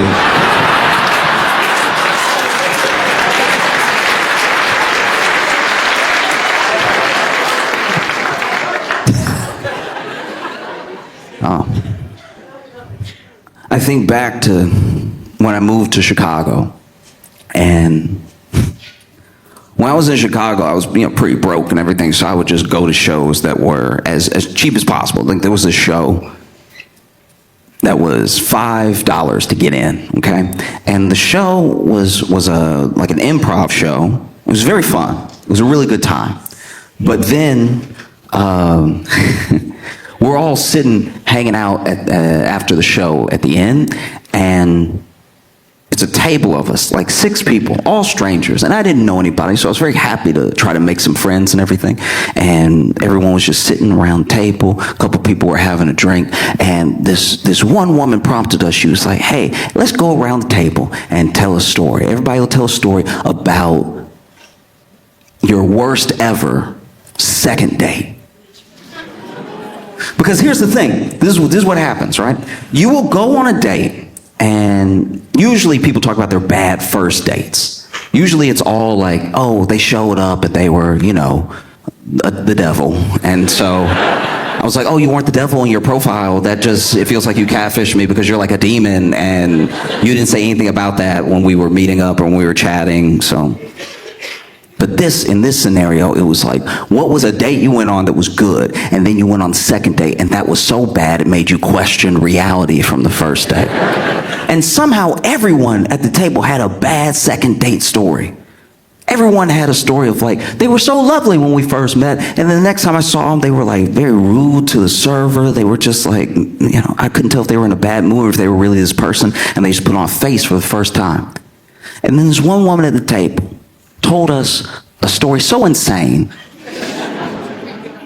that it made me question if I had really lived an interesting life at all. This woman told us a story about first date she went on. They meet up, and he really takes her on the town. He took her to a couple of really nice places in Chicago, like beautiful movie theater, but also the dinner was like this clearly high-priced, like fine dining experience with courses and everything. And he was really interesting to talk to, and they had a lot of the same interests and everything. It was just a wonderful first date. And so he even said to her, he was like, you know what? If I'm being honest with you, after the night that we've had, this is like it for me. Like, I really like you, and I just want you to know that I like you. I don't want you to walk away from this date having any doubt in your mind that I really like you. And she said that was really refreshing to hear because, people can play things close to the chest or they can worry about getting hurt, and so then they can be coy and everything. But he was just saying it. And so a few days later, after some chatting, he asked her on a second date. And this date was going to be, he had planned it all out, it was going to be at his house. And it was going to be at his house like late afternoon, so. Do you know what I mean? It wasn't like a 2 a.m. come on over. This is going to be late afternoon at his house. And she shows up and knocks on the door, and he doesn't answer. One of his friends answers, and it's a whole party. And it's at that point where she's like, oh, maybe he's invited me to like a barbecue, because she can see like people outside in the backyard, like drinking through the glass and stuff, and like a grill going and everything. And so she walks in, and the guy's like, oh, you must be Polly. And she was like, yeah, I'm Polly. And she's like, where's Steven? That's the guy. And she was like, I was here to meet Steven. He's like, yeah, okay. Well, Steven's around here somewhere, but I'll see if I can go find him for you. And so this is her first time at his place, and so she doesn't even know where to go next. And then this woman walks up to her and gives her a big hug, and it's Steven's mom.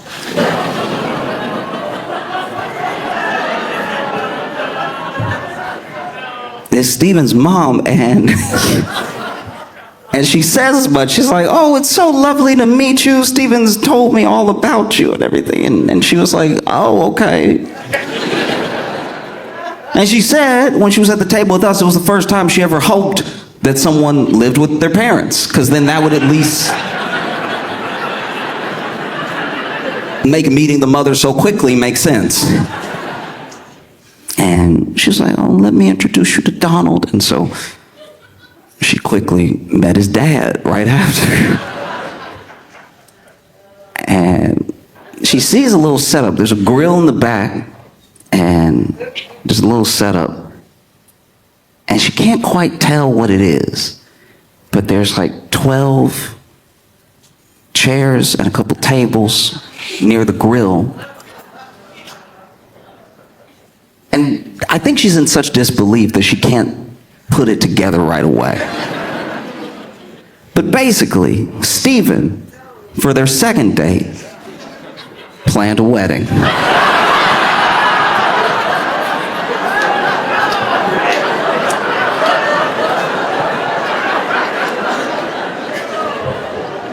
And you have to understand, we're all sitting around the table sharing like bad second date stories.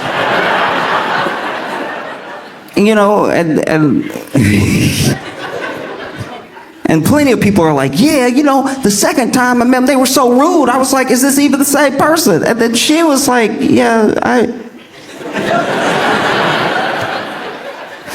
Because the thing that she opened the story with initially when she was telling us about her worst second date ever was that she got arrested.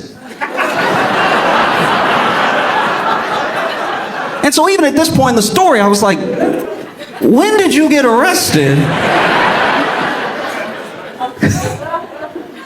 Also, as soon as you realized what was happening, why didn't you leave immediately? And she was like, I was so shocked. I didn't know what to do next. And like, he had planned this whole thing, and I was so surprised. And I was like, please don't tell me you stayed in that house to just not be rude.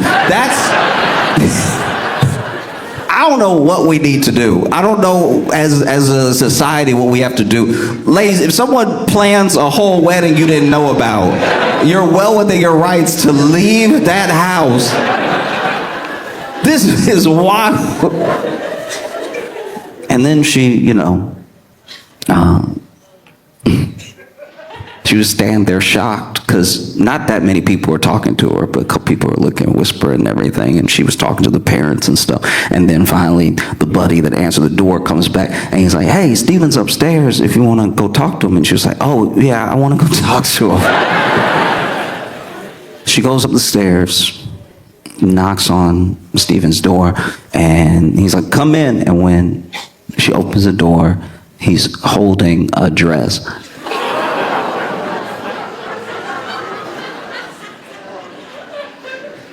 And she's like, what is going on?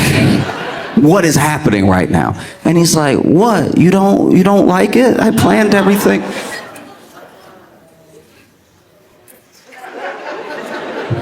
I don't know the point at which you realize you're dealing with someone who is not from this planet. Liking it is not the issue at all. And she was like, we went on one date. And this man said, and it was magical.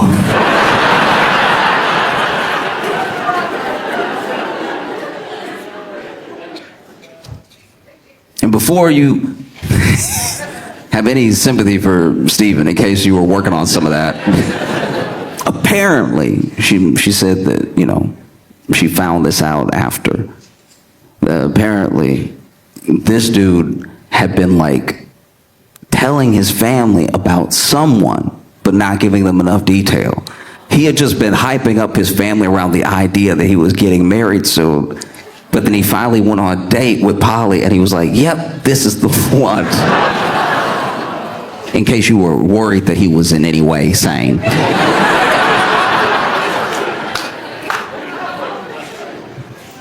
And so then she was like, I can't do this. Like, this is wild. Why would you plan a wedding and not tell me? And I don't know you. I also don't know you. Like, because sometimes people who have lost it will then get you arguing from a platform you shouldn't be standing on. And she's like, I don't even know you enough to marry you. He's like, yes, but I think I love you. And she's like, you said think.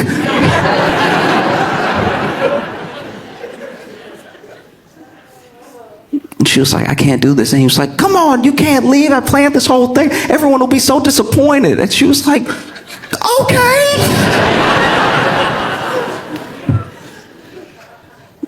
And then, you know, rejection's hard.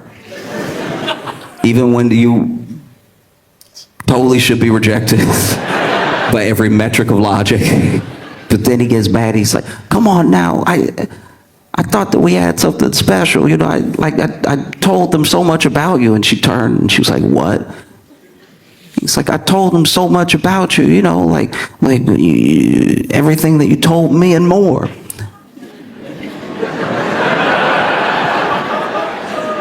And she was like, what do you mean more? And he was like, yeah, you know, like after our date, it just, everything went so well. I looked you up online. I was telling everybody about, you know, like. And then this is what she told us. She did push him out the window. And so then that.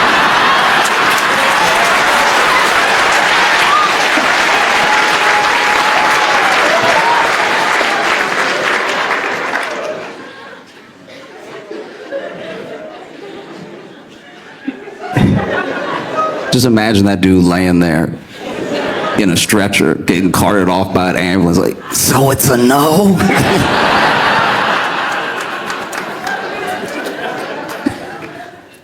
Oh. Yeah. Because it's very difficult to know how much a couple's love is like a performance and how much of it is sincere. And it's not for me to know. I'm not in it with them. But just sometimes, I don't know, you'll be scrolling and you'll see a picture of two people and it's like nice. But then you see a carousel of them that they're all hugging, kissing, everything. It's like, nah, y'all fight. Nah, I can tell. I can tell from the way this picture was taken that one, is not the first take, and two, y'all argued why you were making this carousel. There's no way you have it. Now, I even had a conversation once with someone. I was taking a bus, and the bus was delayed. And there's a layer of not personal space, but there's just a layer in your mind of like, I'm in my own little bubble when I'm traveling that breaks once there's something to bemoan together. Like, you could go on a long bus ride and not talk to anybody, but if the bus is delayed for 6 hours, eventually you're going to turn to somebody and be like, this is ridiculous, and then that might spark a conversation. Huh? my bus was delayed for 10 hours. And so we're all talking to each other and everything. And I had this conversation with someone, and it truly blew my mind. They said that they were coming back from a wedding where the bride did like a run. Yeah, like really jilted the groom right there. And like right there during the like actual holding hands, like the most important part, the part where you're like 99% married. You know the part where it's like almost done. And the reason that she did it was the night before at the bachelor party, the groom was, dancing with his friends, and they had rented out this entire like sort of ballroom setup, right? And so he and his friends were making like a big show of the karaoke. So it was like some of them were sitting in the audience, some of them were on stage, but it was like a proper stage. It was like pretty high. And he got really drunk, and then when he was singing and dancing, he tripped and he fell off of the stage onto one of the speakers. And he had knocked out his 4 front teeth.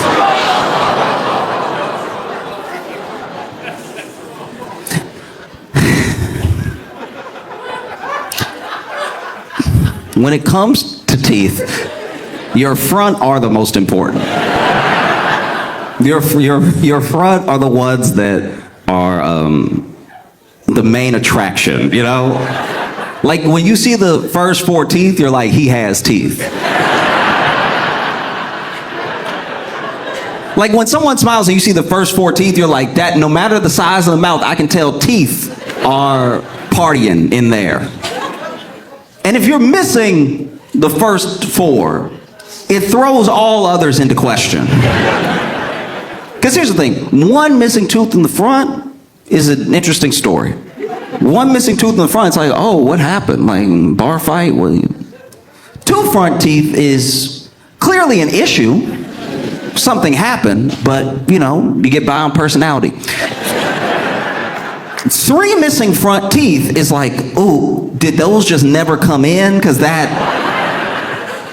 once you get to odd numbers, you may want to do something about that. 4 missing front teeth might as well be all your teeth. First 4 teeth cover a lot of surface area of the mouth. And so he knocked out his 4 front teeth. And, it's bad luck to see the bride before the wedding.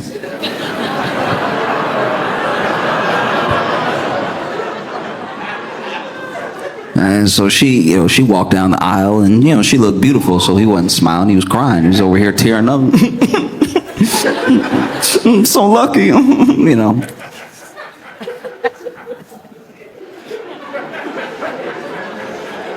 And then she gets up there, and she had heard about the accident. They told her that he fell and he had hurt himself, but he was going to be okay for the wedding. But she was standing there, just over here, standing, waiting to start her new life with her husband.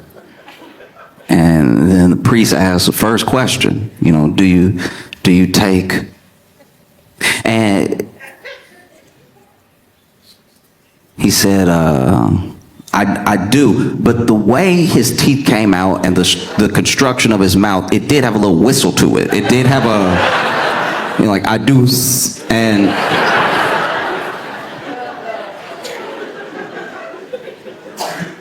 so she ran, she left.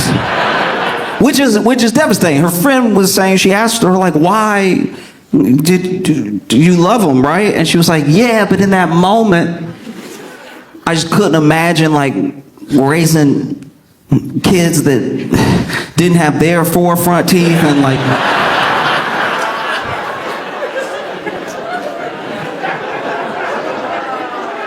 And her friend was like, but he had the teeth. The teeth got knocked out. Why do you think because the teeth came out that the new kids just wouldn't have teeth? That's not how teeth work at all. Actually, I should back up. I forgot to tell you the story that I told about my worst ever second date. one thing, I'm not big on like policing how other people say things. But if you're going to say, don't you hate when, make sure that thing is something that commonly happens.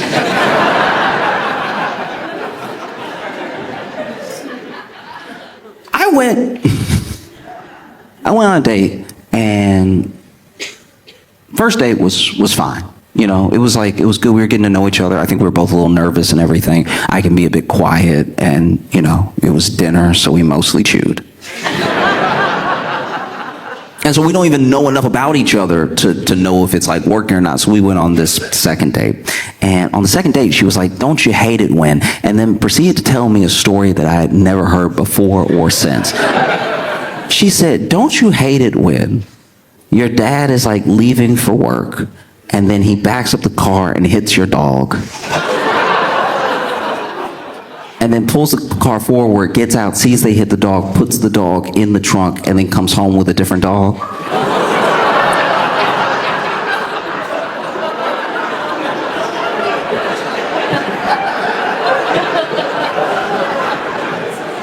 Ma'am, excuse me? So much has happened in like 3 sentences. So wait. Your dad hit your dog. And sadly, it seems, killed the dog. Then put the dog in the trunk. And then left and went to work. And then came home with a new dog that he wanted you to believe was the dog.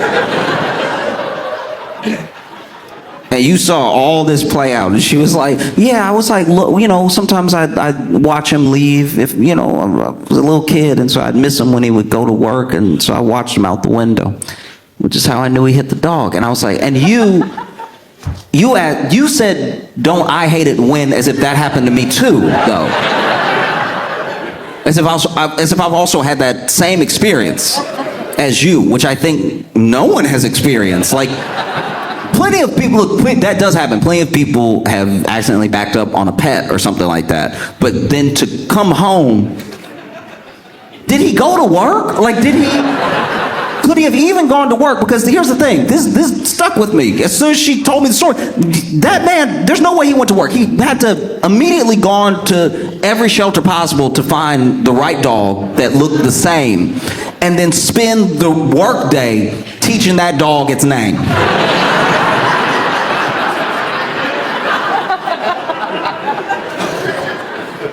Because if you tell me the dog named Sparky, and then he hit Sparky, and then he put Sparky in the trunk, and then he left, and then he went ahead and got a new Sparky to bring home that he hopes you haven't been paying too much close attention to, like, the pattern of the fur or anything. If it looks enough like Sparky, if you bring the dog home and the dog doesn't respond to Sparky anymore, you're gonna be perplexed. You're gonna be like, is he losing his hearing or something? And she answered all my questions. She was like, yeah, I mean, I don't know. I guess maybe he did. Maybe he went to a shelter instead of work. And then I never thought about that. I never thought about him training the dog all day to learn its name. I was like, wait, what do you mean? He hasn't told you? What did you ever tell? And she was like, no, he went to all the trouble, so I just acted like it was the same dog.